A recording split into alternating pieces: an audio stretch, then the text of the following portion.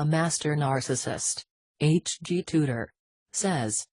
Narcissistic weapon. Simulated guilt. You wear guilt like a noose around your neck. There it hangs, just waiting to be yanked by me, and the tightening ligature around that slender neck will bring you back into line. I can then allow the noose to hang about your neck once again, ready to be used as soon as I decide that it is necessary. You do not even try to remove this noose. You would, of course, feel guilty if you tried to do so, and as a consequence it will always remain with you, on you and about you. There is no slow squeezing when this noose is called into action. It is immediate, painful and chastising.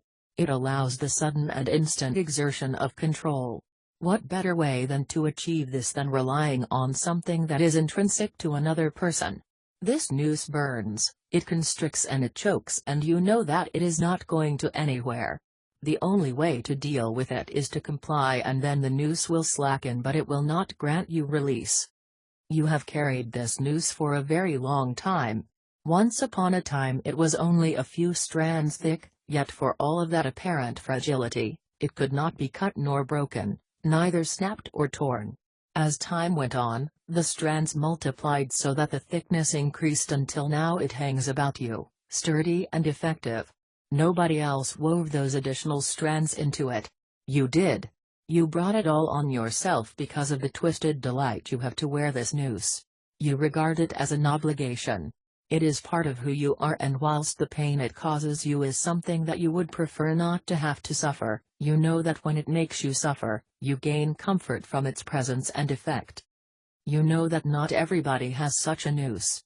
There are those who do not even have one. You wonder often what that must be like. Not to have the yoke about you which weighs you down, restricts you and governs you. What must such freedom feel like? Then there are those who have such a noose, but they seem to be able to lift it off and leave it behind when it suits them. Others still find that the noose is weak and it snaps apart when it seeks to apply pressure against its wearer. No such release for you. This is the noose that has you always compliant. Sometimes you fight against it, hoping that you might perhaps once, just once, be able to exert such strength that causes it to break, but it never happens. No matter what resistance you exhibit or how much you strain to tear it apart, you fail and have no choice other than to comply so that the pain recedes. It leaves its mark about you. There is no doubt about it. Even though the searing pain may have lessened, you can feel that tight grip still, and you know that others can see where it has left its mark. Not all have this ability to recognize the mark of the noose, but a certain group do, and they always want to exploit its presence. Oh, there have been times when you have sought to hide this noose, mask its presence in the hope that you escape the attention of those who recognize it. Even if you manage to conceal the noose, the mark that it has left about your neck is like an indelible stain. You cannot remove it, and it is the stamp that tells those who know these things that you carry such a noose. You may not realize that it is you who has added those additional strands over the years, causing the noose to thicken and strengthen. Those strands are bound together, layer upon layer, wound about one another, so that they become more than the sum of their parts.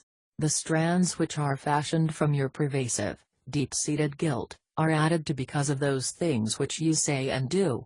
Each time you think a certain way, which you cannot help but do because of who and what you are, another strand is added, then another, until soon the noose becomes thick and heavy. Each time you think the following: "It is my fault, I did not listen. I need to do more to help. He cannot help it. I need to ensure I understand. If only I could be stronger.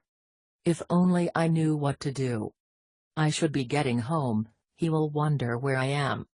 I should not be doing this.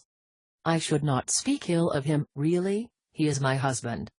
I should not think these things, I do love him, I just feel so weak, and this is when I have these thoughts. I ought to have realized.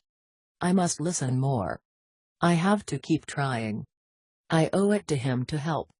He isn't as bad as people say. If I just keep going it will become better. I have to try, because if I don't, who will be there for him? It is my duty. I made my vows and I shall abide by them. I must be doing something wrong to make him feel like this. I just seem to say the wrong thing and the wrong time.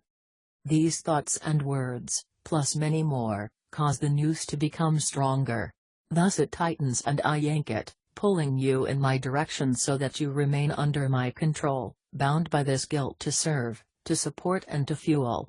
An ever-present burden which you add to yourself each and every day.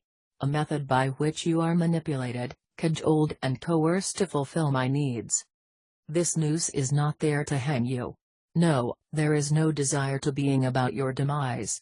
You are more effective to us functioning. Your guilt will not bring about your end, but instead it acts to maintain your imprisonment.